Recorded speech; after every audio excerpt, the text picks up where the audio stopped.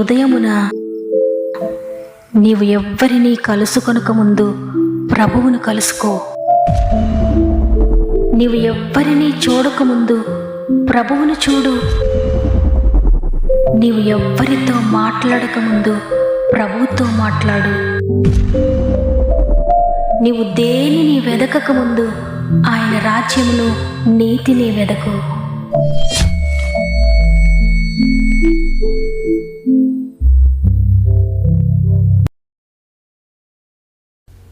Praise the lord.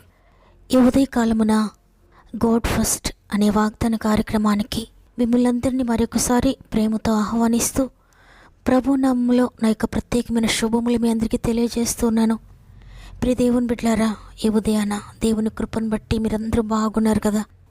ఈ భయంకరమైన లోకంలో మనం జీవిస్తూ ఉన్నాం. భయంకరమైన వార్తలు మనం వింటూ ఉన్నాం. పరిస్థితులను బట్టి మన హృదయం కలవరపడుతూ ఉన్నా, భయంకరమైన వేదన గుండా ప్రయాణిస్తూ ఉన్నా కూడా దేవుడు తన కృపచేత మనలందరినీ కూడా ఈ విధంగా నిలబెట్టి ఉంచారు. ఈ నెల చివరి దినానికి మనం వచ్చాము. ఈ లోకంలో అందరూ మనల్ని మర్చిపోయినా దేవుడు మాత్రం మనల్ని మర్చిపోలేదు. దేవునికి మనం దూరంగా ఉన్నా ఆయన మనల్ని వెంటాడుతూనే ఉన్నారు. ఆయన ప్రేమ మనల్ని దర్శిస్తూనే ఉంది. ఆయనతో మనం మాట్లాడకపోయినా ప్రార్థించకపోయినా ఆయన మాత్రం మనతో మాట్లాడుతూనే ఉన్నారు దినదినము. పరిశుద్ధాత్మ దేవుడు ఈరోజు ఒక ప్రత్యేకమైన రీతిలో మనతో మాట్లాడబోతున్నారు. కాబట్టి దేవుని మాటను రిసీవ్ చేసుకోండి, మాట పట్టుకొని ప్రార్థించండి. దేవా, ఈ వాగ్దానాన్ని నా జీవితంలో నెరవేర్చండి. నేను నమ్ముతున్నానని హృదయపూర్వకంగా నమ్మండి. పెదవులతో కాదు, హృదయంలోండి ప్రార్థించండి. దేవుడు తప్పక మీకు జవాబు దయచేస్తాడు. అదేవిధంగా సమస్యల శోధనలోని మీరందరూ కూడా మీ యొక్క ప్రతి ప్రార్థన అవసరతను నాకు తెలియచేయండి కామెంట్స్ ద్వారా. ఈ వాక్యం చివరిలో అందరం కలిసి ప్రతి ఒక్కరి గురించి, ప్రతి ఒక్క సమస్యను గురించి భారం కలిగి ప్రార్థన చేద్దాం. విరిగి నలిగిన హృదయంతో మొరపెట్టుకుందాం. త్వరలోనే జవాబు పొందుకోబోతున్నారు. సమస్త మహిమ, ఘనత, ప్రభావములు దేవునికి చెల్లునుగాక. ఈ ఉదయాన దేవుడు మనకు అనుగ్రహిస్తున్న శ్రేష్టమైన వాగ్దానం చదువుకుందాం. కీర్తనలు 37వ అధ్యాయము 5వ వచనము. నీ మార్గమును యెహోవాకు అప్పగింపుము, నీవు ఆయనను నమ్ముకునుము, ఆయన నీ కార్యము నెరవేర్చును. ఆమేన్. ఈరోజు దేవుడు నాతో ఏం మాట్లాడతారో తండ్రి నాతో మాట్లాడండి.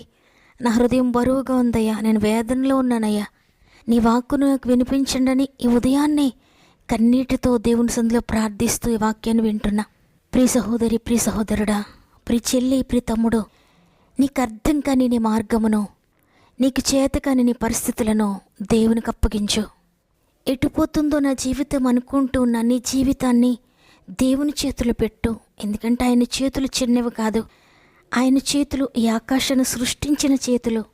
ఆయన చేతులు సూర్య చంద్ర నక్షత్రాలను సృష్టించిన చేతులు. ఆయన చేతులు కోట్ల మంది ప్రజలను సృష్టించిన చేతులు. నిన్ను నన్ను కూడా సృష్టించిన చేతులు అవే. నీ శరీరంలో ఉన్న ప్రతి అవయవాన్ని సృష్టించిన చేతులు అవే. నీ గుండె బాగా పనిచేస్తుందంటే ఆ గుండెని తయారు చేసిన దేవుడు ఆయనే. నీ ఊపిరితిత్తులు పనిచేస్తున్నాయంటే వాటిని ఆయన చేతులే తయారు చేశాయి. నీ చేతులతో నీవు చేయలేని పనులు, నీ శక్తికి మించిన పనులు, నాకు సాధ్యం కాదు అని అనుకుంటున్న నీ పనులను దేవుని చేతులకు అప్పగించు. నీ చేతులతో ఎంత చేసినా నీవు చిన్నగానే చేసుకుంటావు. ఎందుకంటే నీ చేతులు చిన్నవి కాబట్టి. అదే ఆకాశాన్ని సృష్టించిన దేవుని చేతులకు నువ్వు కనుక అప్పగిస్తే ఆయన చేతులు ఎంతో పెద్ద పనులు కూడా నీ జీవితంలో జరిగిస్తాయి. ఎందుకంటే నీ చేతుల కంటే చాలా గొప్ప చేతులు ఆయన కలిగి ఉన్నాడు. ఒక ఆయన తన చుట్టూ ఉన్న పిల్లలందరికీ చాక్లెట్స్ ఇద్దామని చాక్లెట్స్ డబ్బా తీసుకొచ్చి అక్కడ పెట్టి పిల్లలందరినీ పిలిచి మీ గుప్పిళ్ళతో ఈ చాక్లెట్స్ తీసుకోండి అని చెప్పినప్పుడు వారందరూ వచ్చి వారి గుప్పిళ్ళలో పట్టినన్ని చాక్లెట్స్ తీసుకొని వెళ్తూ ఉన్నారు. అందరూ అదేవిధంగా వాళ్ళకి పట్టినన్ని తీసుకొని వెళ్తూ ఉన్నారు. అందరూ అయిపోయిన తర్వాత ఒక అబ్బాయి నిలుచుని ఉన్నాడు. ఆయన అడిగాడు, ఏ బాబు నువ్వు తీసుకోలేదే, తీసుకో అని. అప్పుడు ఆ బాబు అంటూ ఉన్నాడు, అంకుల్ మీ గుప్పుడుతో నాకు ఇవ్వండి అని. అప్పుడు ఆ పెద్ద ఆయన చేతి నిండా తీసుకొని పెద్ద గుప్పుడుతో చాక్లెట్స్ ఆ బిడ్డకి ఇచ్చినప్పుడు 2 చేతులు సరిపోలేదంట. ఒడి పట్టినప్పుడు ఒడి నిండా చాక్లెట్స్ వచ్చాయి. నిజమే, మన పరిస్థితులను మనం డీల్ చేసుకున్నప్పుడు, మన చేతుల ద్వారా మన పని మనం చేసుకోవాలని ఆశించినప్పుడు చిన్న చిన్న విషయాలు మాత్రమే మనం చేసుకోగలుగుతాం. కానీ మనకు అర్థం కాని పరిస్థితులు, మన చేయి దాటిపోయిన పరిస్థితులు, ఇది నేను డీల్ చేయలేను, నాకేం అర్థం కావడం లేదనే పరిస్థితి ఎదురైనప్పుడు మన చేతుల్లో ఉన్న ఆ సిచ్యువేషన్ను, మన చేతులు చెయ్యలేకపోతున్న ఆ పరిస్థితిని, భారంగా చేస్తున్న ఆ పనిని దేవుని చేతుల్లో పెట్టినప్పుడు ఆయన ఎంతో సులువుగా చేస్తారు. ఇక్కడ భక్తుడు అదే చెప్తున్నాడు. నీ మార్గము ఎంత చీకటిగా ఉన్నా, నీవు ముందుకు వెళ్ళడానికి నీ మార్గం నీకు కనిపించకపోయినా, నీ భవిష్యత్తు నీకు అంధకారంగా ఉన్నా, నీ కుటుంబ పరిస్థితి, నీ బిడ్డల భవిష్యత్తు నీకు అంధకారంగా ఉన్నా, ఏ పరిస్థితి అయినా దేవుని చేతులకు అప్పగించు. ఆయనకు అప్పగించిన తర్వాత, ఆయన చేతిలో పెట్టిన తర్వాత ఇక అవిశ్వాసం ఉంచొద్దు, అవిశ్వాసపు మాటలు మాట్లాడొద్దు, అవిశ్వాసపు క్రియలు చేయొద్దు. పూర్తిగా ఆయన నమ్ముకో. ఆయన నీ కార్యంను నెరవేరుస్తాడు. అది నీ కుటుంబాన్ని గురించిందైనా దేవునికి అప్పగించు, నీ పిల్లల గురించైనా దేవునికి అప్పగించండి. వారి చదువును గురించిందైనా, వారి ఉద్యోగ విషయమైనా, వారి భవిష్యత్తు అయినా, వారి వివాహాన్ని గురించైనా ఏదైనా దేవునికి అప్పగించండి. మీ వ్యాధులను గురించి దేవునికి అప్పగించండి. నీ ప్రణాళికలు, నీ ఫ్యూచర్ ప్లాన్స్ ఏమున్నావో అవన్నీ కూడా దేవునికి అప్పగించండి. మీరు ఏదైతే చెయ్యాలనుకుంటున్నారో అవన్నీ కూడా దేవుని చేతులకు అప్పగించండి. నీవు చెయ్యలేని నీ పరిచర్యను దేవుని చేతులకు అప్పగించి ఆయన వెనుక నడవండి. మీ పరిచర్యను నూరంతలుగా దేవుడు అభివృద్ధి చేస్తాడు. నీ వ్యాధి, నీ బాధ, నీ చింత, నీ కన్నీరు ఏదైనా కూడా ప్రతిదీ ఆయన చేతులకు అప్పగించండి. నీ మార్గం అంతా ఆయన చేతులకు అప్పగించండి. అంటే నీ జీవితం అంతా ఆయన చేతులకు అప్పగించండి. దేవుడు తప్పకుండా నిన్ను నడిపిస్తాడు, నీ కార్యం సఫలం చేస్తాడు. చూడండి, హిజ్కియాకు రోగం వచ్చింది, మనందరికీ తెలిసిందే. ఆ వ్యాధితో ఎంతో బాధపడుతూ ఉన్నాడు. తగ్గుతుంది కదా అని వెయిట్ చేస్తున్నాడు. అయితే ఆ సమయంలో ఆయనకు తెలిసింది, ఇక కొన్ని రోజులే నువ్వు బ్రతుకుతావు, మరణకరమైన వ్యాధిది, అందువల్ల నీ పరిస్థితులని చక్కబెట్టుకో అని. ఎంతో చక్కగా ముందుకు వెళ్తున్న హిజ్కియా జీవితంలో ఆ పరిస్థితి ఎదురైనప్పుడు ఒకేసారి హిజ్కియాకి ఏం అర్థం కాలేదు. ఏంటి ఇది చిన్న వ్యాధి అనుకున్నాను, ఇది నా మరణం కోసం వచ్చిందా, ఇది మరణకరమైన వ్యాధ, నేను చనిపోతున్నానా, ఇంకా కొన్ని రోజులే నేను బ్రతుకుతానా అని ఆలోచించినప్పుడు ఎంతో భయం కలిగింది.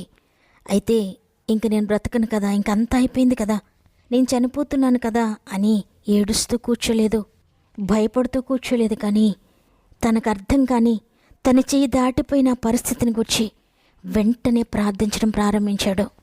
పూర్తిగా దేవుని యందు విశ్వాసం ఉంచి నమ్మికతో ప్రార్థిస్తున్నాడు. నీవే దిక్కని ప్రార్థిస్తున్నాడు.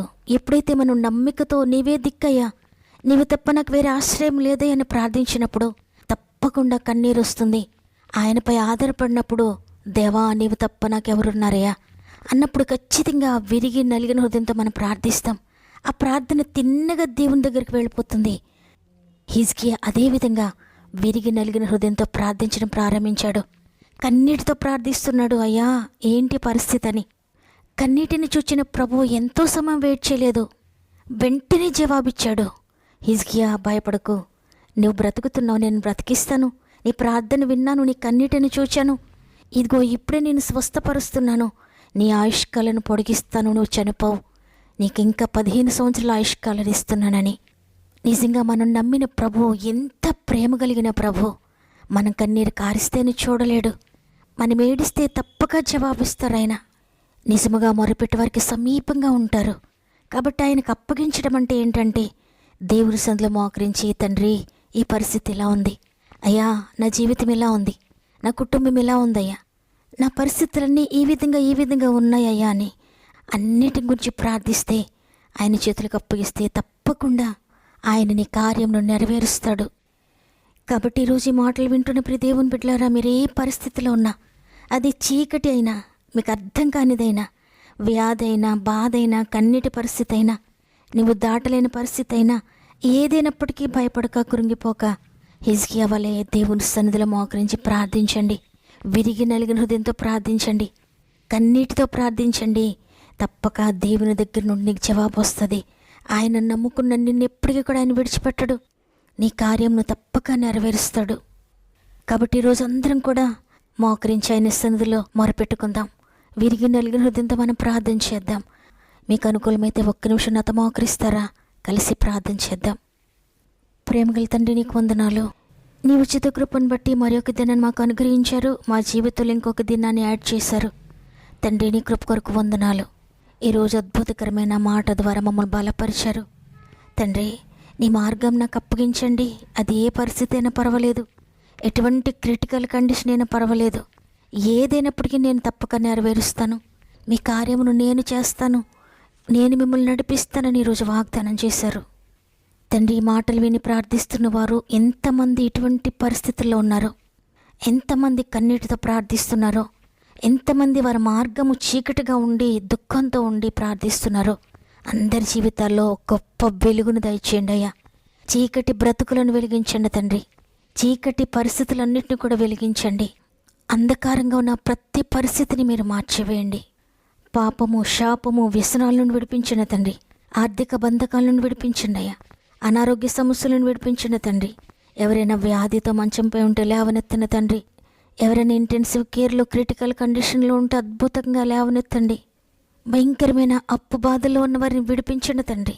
ప్రతి ఆర్థిక బంధకమును తెంచివేయండి. ఆర్థికంగా చితికిపోయిన ప్రతి ఒక్కరిని లేవనెత్తండి. ఎంతోమంది బిడ్డలు ధనాన్ని కోల్పోయిన వారు ఉన్నారయ్యా. ఇతరుల చేతులు మోసపోయిన వారు ఉన్నారయ్యా. నమ్మి ఇచ్చి మోసపోయి ఎంతమంది దుఃఖంతో ఉన్నారో వారందరి జీవితాల్లో వారు పోగొట్టుకున్నది తిరిగి రెస్టోర్ చేయండి. కఠినమైన హృదయాలతో మాట్లాడి అద్భుతం జరిగించండి తండ్రి. ఉద్యోగ సమస్యలన్నిటి నుండి విడిపించండి తండ్రి. ఉద్యోగాల కొరకు ఎదురు చూసిన బిడ్డల జీవితంలో అద్భుతాలు చేయండి. వ్యాపారాలను అభివృద్ధి చేయండి తండ్రి. నష్టపోయింది తిరిగి రెస్టోర్ చేయండి. చేతి పనులను దీవించండి తండ్రి. చిన్న చిన్న వ్యాపారాలు చేసుకుంటున్న వారిని కూడా మీరు లేవనెత్తండి తండ్రి. మొదట నీవు కొద్దిగా ఉండినా తొదుకు మహాభివృద్ధి పొందుతామని వాగ్దానం చేశారు. అట్టి విధమైన అభివృద్ధి ప్రతి ఒక్కరికి దయచేయండి. డ్రైవింగ్ చేసిన బిడ్డలందరికీ తోడేయండి తండ్రి. మీరు డ్రైవర్గా ఉండి ముందుకు నడిపించండి. స్వంత గృహాలు లేని బిడ్డలందరినీ చేతులకు అప్పగిస్తున్నాను తండ్రి. అద్దె గృహాల్లో ఉండాల్సిన అవసరం లేకుండా కృపను బట్టి స్వంత గృహాలు దయచేయండి నైనా. గృహాలు కట్టుకుంటూ మధ్యలో ఆగిపోయిన బిడ్డలు అనేక మంది ఉన్నారయ్యా. నీ కృప చేత తిరిగి ప్రారంభించి కంప్లీట్ చేయండి. ఎగ్జామ్స్ రాస్తున్న బిడ్డలందరినీ నీ చేతులు పెడుతున్నాను. అద్భుతంగా రాయడానికి నీ జ్ఞానమును, జ్ఞాపక శక్తిని దయచేయండి. ఎగ్జామ్స్ రాసి రిజల్ట్స్ కొరకు ఎదురు చూస్తున్న బిడ్డల జీవితాల్లో కూడా చక్కటి రిజల్ట్స్ దయచేయండి. మంచి భవిష్యత్తు ఇవ్వండి. ఎవరైనా ఇంటర్వ్యూస్కి వెళ్తుంటే మీరు తోడుగా ఉండండి తండ్రి. నడిపించండి. అనేక సంవత్సరాలుగా గర్భఫలం కోసం ఎదురు చూస్తూ కృంగిపోయి అవమానాలు, నిందలతో ఉన్న ప్రతి కుమార్తె గర్భమును ముట్టండి తండ్రి. ప్రతి ఆటంకమును కొట్టివేయండి. అద్భుతం చేయండి. ఏజ్ అంతా దాటిపోతుంది, వివాహం కావడం లేదని ఎంతమంది ఏడుస్తున్నారు, కన్నీటితో ప్రార్థిస్తున్నారు, విరిగి నలిగి ఉన్నారు. ప్రతి ఒక్కరి జీవితంలో అద్భుతం జరిగించండి తండ్రి. వారు అనుకొని నీ మార్గంలో అద్భుతం చేయండి. ఈరోజు పుట్టినరోజులు, పెండ్లి రోజులు జరుపుకున్న వారందరినీ కూడా ఈ సంవత్సరం అంతా చేపట్టి నడిపించండి. గర్భంతో ఉన్న బిడ్డలకు నీ చేతులు పెడుతున్నాను తండ్రి. ఈ 9 నెలలు ఎటువంటి ప్రాబ్లమ్స్ లేకుండా తోడుగా ఉండి చక్కటి ఆరోగ్యకరమైన బిడ్డలు మీరు దయచేస్తున్నందుకు వందనాలు. ఇది మనం ప్రారంభిస్తుండే రోజంతా ఆత్మీయ కుటుంబానికి తోడుగా ఉండి వారు ఏ ప్రయత్నం కొరకు వెళ్తున్నారో, ఎక్కడికి వెళ్తున్నారో ప్రతి విషయంలో మీరు తోడుగా ఉండి, ప్రతి స్థలంలో మీరు తోడుగా ఉండి, ప్రతి ప్రయత్నమును మీరు సఫలపరిచి, ప్రతి పనిని మీరు ఆశీర్వదించి ఈ దినమును జయకర్మగా ముగించడానికి సహాయం చేస్తున్నారని నమ్మి అందరినీ చేతులకు అప్పగించుకుంటూ యేసయ్య పరిశుద్ధమైన నామములో అడిగి వేడుకుంటున్నాను తండ్రి. ఆమెన్. ఈరోజు ఈ వాగ్దానాన్ని విన్న ప్రియ చెల్లి, ప్రియ తమ్ముడు, ఎటు తోచడం లేదా, ఏం అర్థం కావడం లేదా, భయపడొద్దు.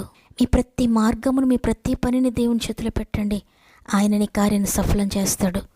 దేవుడు నిజంగా నాతోనే మాట్లాడాడన్న వారు తప్పకుండా హృదయపూర్వకంగా బిగ్గరగా ఆమెనని చెప్పండి. తప్పకుండా వాగ్దానాన్ని లైక్ చేయండి. మీకు తెలిసిన వారందరికీ షేర్ చేయండి.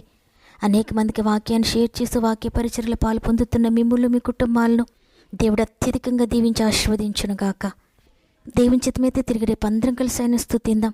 అంతవరకు ప్రభు మీకు, మీ కుటుంబాలకు తోడేండి నడిపించును గాక. God bless.